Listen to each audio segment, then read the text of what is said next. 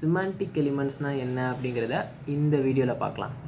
So first semantic எலிமெண்ட்ஸ்னா என்ன அப்படின்னா, ஒரு மீனிங்ஃபுல் எலிமெண்ட்டை தான் நம்ம சிமான்டிக் எலிமெண்ட்ஸ்னு சொல்லுவோம். ஸோ மீனிங்ஃபுல் எலிமெண்ட்னா என்ன? எக்ஸாம்பிளுக்கு இப்போ ஃபிகர்னு சொல்லிட்டு நம்ம கிட்ட வந்து ஒரு டேக் இருக்கு, கரெக்டா? இப்போ இன்னொன்று இருக்கு, ஃபிகர் கேப்ஷன், இன்னொரு டேக் இருக்கு, ஃபிகர் கேப்ஷன்ஸ், ஃபிக் கேப்ஷன். ஓகே, இப்போ இந்த ரெண்டு டேகுமே வந்து எக்ஸாம்பிள் ஆஃப் சிமான்டிக் டேக்ஸ் தான். ஓகே, ஸோ இப்போ வந்து இப்போ ஃபிகருக்குள்ள நான் வந்து என்ன பண்றேன் அப்படின்னா இமேஜ் டேக் போட போறேன்.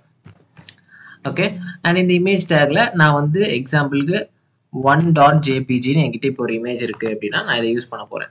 இப்போ இந்த ஃபிகர் கேப்ஷன்ஸை நம்ம எங்க போடணும்? ஃபிகர் கேப்ஷன்ஸை கட் பண்ணி நான் இந்த இமேஜுக்கு அடுத்து நான் போடுறேன். ஸோ இதுக்குள்ள நான் வந்து எக்ஸாம்பிளுக்கு இப்போ நான் this is a beautiful image அப்படின்னு நான் கொடுக்குறேன். நான் ஏதாச்சும் ஒரு இமேஜை ஃபர்ஸ்ட் டவுன்லோட் பண்ணிக்கிறேன். ஓகே, இப்போ என்கிட்ட 1.pngன்னு சொல்லி இந்த இமேஜ் இருக்கு. இந்த 1.pngயை நான் இங்கே கால் பண்ண போறேன்.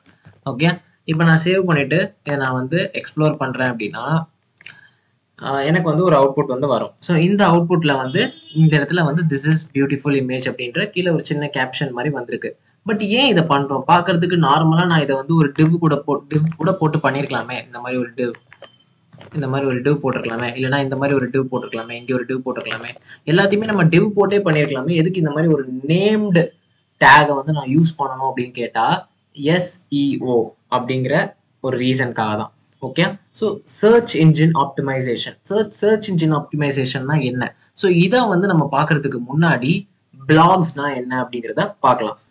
ஸோ இப்போ பிளாக்ஸ்னா என்னன்னு பார்க்க போறோம். ஸோ பிளாக்ஸ் அப்படின்னா இப்போ நீங்க கூகுளில் வந்து ஒரு கண்டென்ட்டை தேடும் போது உங்களுக்கு நிறைய ஆர்டிகிள்ஸ் வந்துட்டு கிடைக்கும். So for example how to make a cake அப்படின்னு நான் பார்த்தேன் அப்படின்னா எனக்கு இந்த மாதிரி வந்து சிம்பிள் ஒயிட் கேக் ரெசிபீஸ், இல்லைனா வந்து இந்த ஹோம் மேடு கேக் ரெசிபீஸ், இல்லை ஈஸி வெனிலா கேக் ரெசிபீஸ், இந்த மாதிரிலாம் வந்து நம்மளுக்கு நிறைய சஜஷன்ஸ் வருது இல்லையா?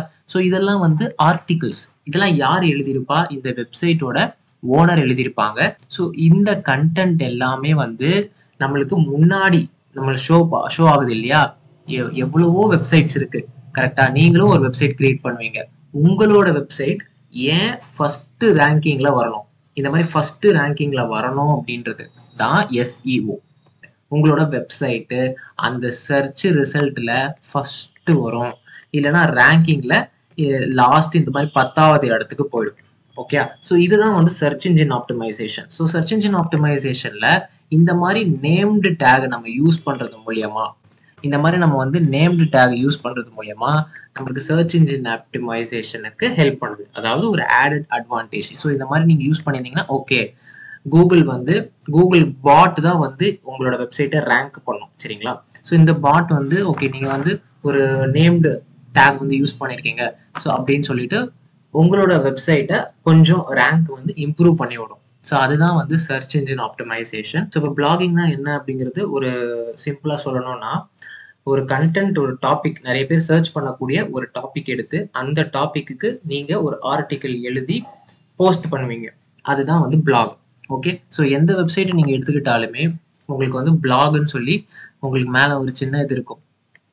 ஸோ இந்த மாதிரி நியூஸு, ஸோ நியூஸில் வந்து ஃபாஸ்ட் ஃபுட்டு, கிராசரி, இந்த மாதிரி நிறைய டாபிக்ஸ்க்கு வந்து அவங்க என்ன பண்ணியிருப்பாங்க, ஆர்டிகிள்ஸ் போட்டிருப்பாங்க. ஸோ அதனால தான் வந்து நம்மளால சர்ச் பண்ண முடியுது. ஸோ அதனால தான் நம்ம சர்ச் பண்ணுறதுக்கு ஏற்ற மாதிரி இந்த நம்மளுக்கு வந்து ரிசல்ட்ஸும் கிடைக்குது.